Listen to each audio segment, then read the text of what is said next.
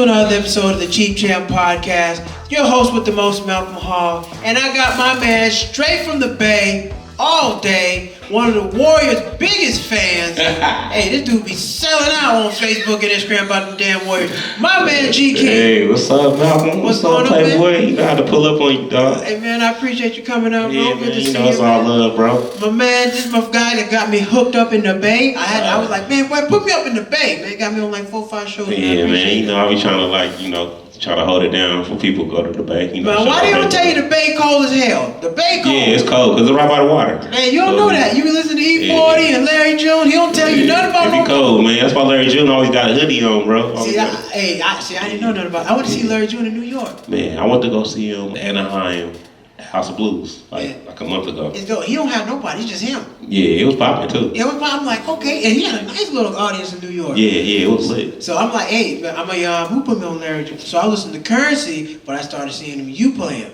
Oh, so, I'm a big Larry June fan. Currency, Larry June, and who else out of the Bay I was listening to? There's somebody else out of the Bay. LaRussell. Think so. Yeah, LaRussell nice. But you know, the Bay he got his own. You gotta go to the club and see how the music is. Cause the Bay, it's like we on our own little island. We in our own little world. It's music that only plays in the Bay, and you won't know about it. You won't know, nobody will know about it till they go to the Bay, and you see everybody why I don't know about this song, man. And they got the dances too, cause I thought, yo, buddy, bump it into me, but you're not from around here. Let me go. That's just how we move, man. We just get a little. I thought, what the fuck? I'm about to get hit in the rib. It looked like it's gonna be a confrontation, but it's just. It did look like it was gonna be a conversation. Like somebody about to set it off, but it's just. Man, you're making big moves in comedy. Yeah. Man, last time we was talking, you were like, bro, you gotta do some videos. And now you got Take Care of Gerald. You done took off, man. Man, bro, I just created something. It was kind of like on accident, bro. I was shooting my boy Malik, and he was shooting. Me and him, we'll shoot with a girl. He'll shoot his skit. He'll shoot his skit, and I film it, and then I'll film mine. Mm-hmm. And so he was taking longer with his skit. So I only had like a little bit of, she had to go. So I was like, I'm gonna just do the skit. Like I'm gonna just be behind you like how dudes be. And then, you know what I'm saying, we just shot it real quick, like 2 takes. And then I shot it and then it did good. And then somebody hit me, was like, bro, you need to keep doing those. And so I was like, all right. And then Big John told me to give him a name.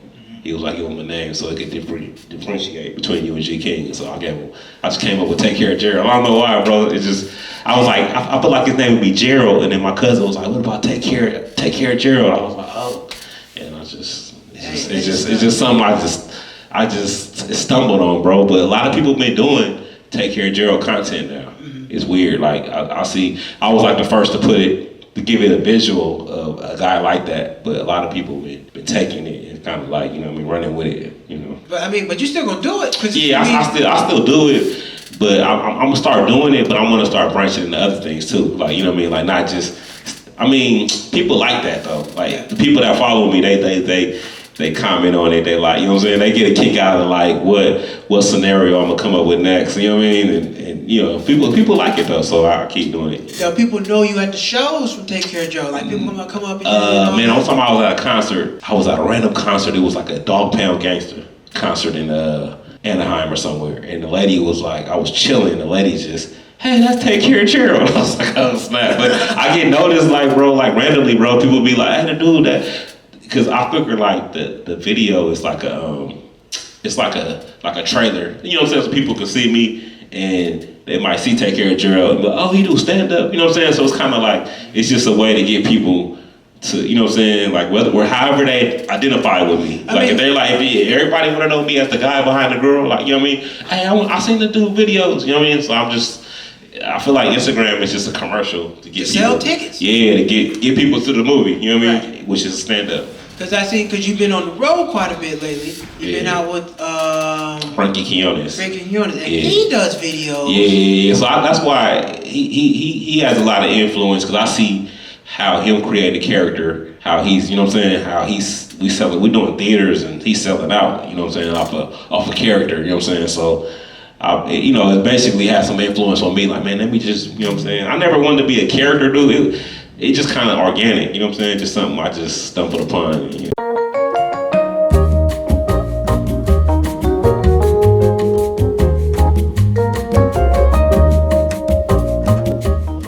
up, people? Thank you for tuning back into my channel. I got some new merch for you. I got hats, I got mugs, and I got the new Cheap Not Broke shirt with the patch on them. This stuff is official. I got it hot off the press, sewn on just for you. I got black, red, and white. Head over to cheapnotbroke.com and grab your merch.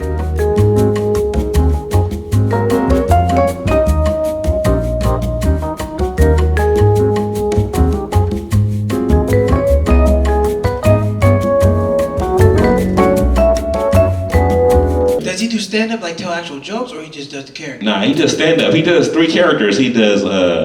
He has one that's Frankie. He starts off as Frankie. He does like 30 minutes as himself. Okay. And then the host goes on, then I go on after him, and I do like about 12, 13 minutes. And while I'm doing my time, he's getting dressed, and he might be doing his. He has a female character, so he might be getting dressed and does a female character.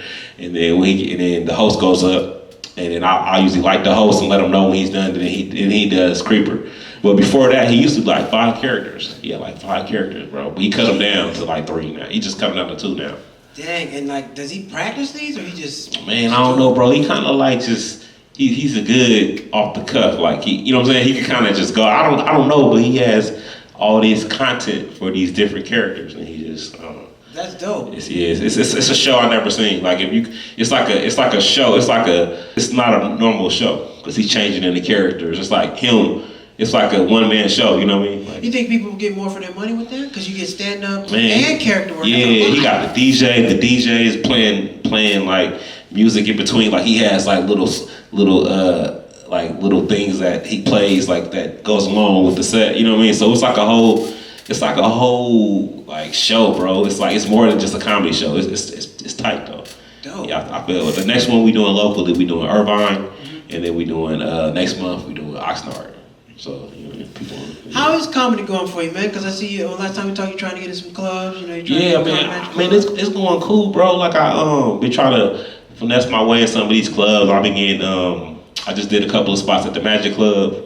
I've been doing the I've been like the main ones, the Flappers, you know, and I try to do the potluck when I can. Yeah. And then the Improv. I've been doing a couple of independent shows at the Improv. I've been staying busy, bro. I can't even complain. Like, you know, people like you know, like it's going cool. Like I'm doing shows. I'm working. You know what I'm saying? I mean, because you know, it's a journey. Yeah. I mean, it's a journey. It's a long journey, and even that journey, you gotta get people to come out and see it. Yeah. And that's one thing I learned about producing shows. I know you and Malik was doing the show too. Yeah, we bringing it back. Okay. September 16th. Cause y'all had a lot. When I came to you, had a lot of people. Yeah, bro. But the lady was trying to like get over. She was trying to like take more money off the top. Like we had like a flat fee of what we gonna give her. Yeah. But then when she seen all the people coming, she was like, "Yeah, we need to like redo it."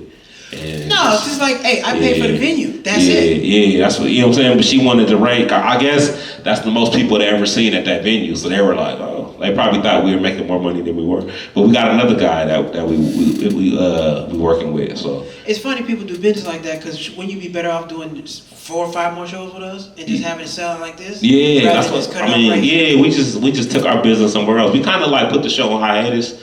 Because we kind of focused on the skits and trying to, you know what I mean, just trying to build it up. But I told Malik, I was like, man, now it's time. We should try to like, you know what I mean, we need like a residency in LA, you know what I mean? Because people, you know what I'm saying? Because it's cool to tell people to come to your other shows like that, you know what I mean? But it's cool to tell people come to my show. Right. You know what I mean? Like people like, when your next show, come to, you know what I'm saying? Come to this show. And right. Because like, yeah, where you gonna find me? Like, I want, if anybody looking for me, you know, I'm gonna be here on Friday night. Yeah. You know damn well I'm gonna be here on Friday night. Yeah. Or once a week, you know where to find me. Yeah. And I think that's kind of hard to build that fan base because you don't know where to find me. Yeah, so that's why we locked in. And dude, cool. He black-owned business, so he willing to work with us, so it's cool. Yeah. What are you playing, like long term? How do you see it working with Take Care of Gerald stand-up comedy? What you trying to like? Man, it's kind of like kind of just like doing it like, cause people, you know what I'm saying? I haven't thought that. I'm thinking like maybe somebody might see it and like pick them up as a character for a show, or you know what I'm saying? Like somebody might be like, oh, you know what I mean? Like Take Care of Gerald might be. Somebody might see that character and be like, oh, he would work good in this movie. Like we need a dude has this girl technique, you know what I'm saying? Something like that. I don't know. I'm just kind of like I'm just doing it. I'm just basically Take Care of Gerald is a way to keep me creative. Right. Like it's like I'm writing my own show every week. Like you know what I'm saying? Okay, well, you know what I'm saying? It keeps me creative. Like I wanted to write my own show too, but I realized how much work that is. Like the production. Like you know what, man? Let's try to do a show every week. Yeah. That's a lot of work. Yeah. Who's doing all your editing and all that stuff? Me, I'm doing it myself. Because man, I had to hire an editor. I do mine, bro. I just shot one today, bro. It was doing pretty good. Like I'll just come up with ideas.